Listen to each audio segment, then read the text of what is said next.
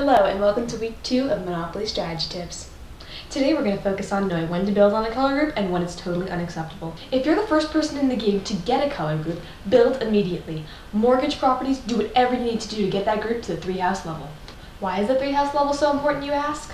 Well, there's a huge price jump between 2 and 3-house level. Let's take the property in New York Avenue as an example. At 2 houses, the rent is $220, but at 3 houses, the rent is $600. That's almost 3 times the original amount. And this isn't just true for New York. No. This is true for every single property in the entire North.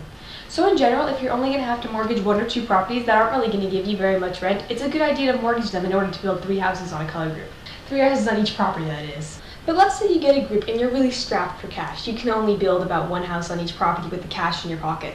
Well then, if you have a lot of really useless properties, maybe you can mortgage them, but only if you're going to be able to make it to the 3-house level. And in general, you're always going to want $200 cash, or maybe about $100 cash, and like another $100 in a property that's really not worth keeping around and you can easily mortgage if you need to pay a quick rent. Later in the game though, when other houses are developed, it's a must that you have some cash on hand. That is until the very end of the game when it's all or nothing. Then just build up to as much houses as you can and hope someone's going to land on you. Luck is always the end of Monopoly, and you're going to have to hope it's on your side. So when is it a bad thing to build on your color group? It's rarely a good idea to go from 3 houses on each property in a color group to 4 houses on each property in a color group.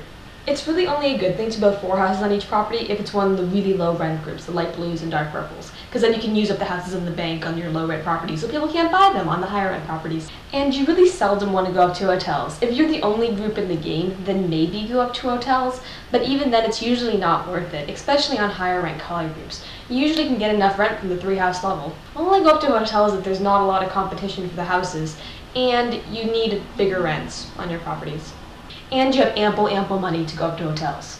Don't go up to hotels if you're strapped short on cash. Remember this, houses only sell back to the bank for 50% of what they were bought for. So make sure you have plenty of cash when you buy houses, because you have to sell them back right away, the investment just isn't worth it.